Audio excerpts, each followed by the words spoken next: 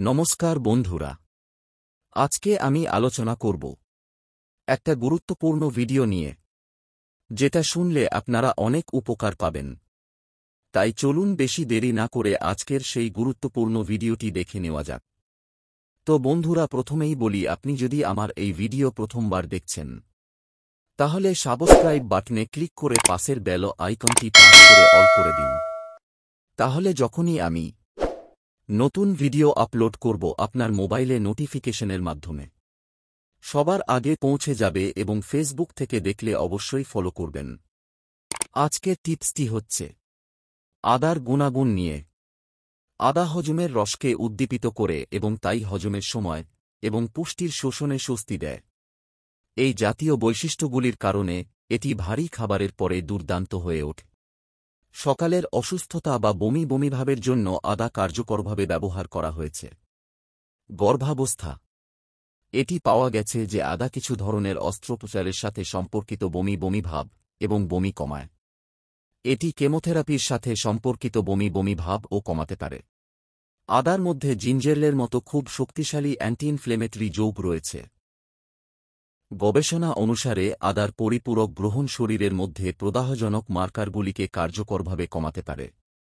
আদার পরিপূরকগুলি আর্থ্রাইটিসের মতো প্রদাহজনিত রোগের লক্ষণগুলিও কমায়। আদা আপনার রোগ প্রতিরোধ ক্ষমতা বাড়ায়। আদার একটি ভাসোডিলেটর বৈশিষ্ট্য রয়েছে, যা এটি রক্তনালীগুলিকে প্রসারিত করতে এবং রক্ত প্রবাহ বাড়াতে সক্ষম করে। এটি তাই হৃদরোগের স্বাস্থ্যের উন্নতির পক্ষে এবং আপনার টিস্যুতে অক্সিজেন সরবরাহকে উন্নত করবে। আদা হজম প্রক্রিয়াকে উন্নত করে এবং বদহজম, পেট ফাঁপা ও গ্যাসের সমস্যা কমাতে সহায়ক। আদা শরীরের রোগ প্রতিরোধ ক্ষমতা বাড়াতে সাহায্য করে, যা সাধারণ সর্দিকাশি এবং অন্যান্য সংক্রমণ থেকে রক্ষা করে। আদার মধ্যে প্রদাহ বিরোধী উপাদান থাকায় এটি আর্থ্রাইটিস এবং অন্যান্য প্রদাহজনিত রোগগুলির উপসর্গ কমাতে সাহায্য করে। আদা পেশি এবং জয়েন্টের ব্যথা কমাতে সহায়ক হতে পারে। কাশি, হাঁপানি এবং অন্যান্য শ্বাসযন্ত্রের সমস্যা সমাধানে আদা উপকারী। আদা রক্ত সঞ্চালন উন্নত করে এবং হৃদরোগের ঝুঁকি কমাতে সাহায্য করে।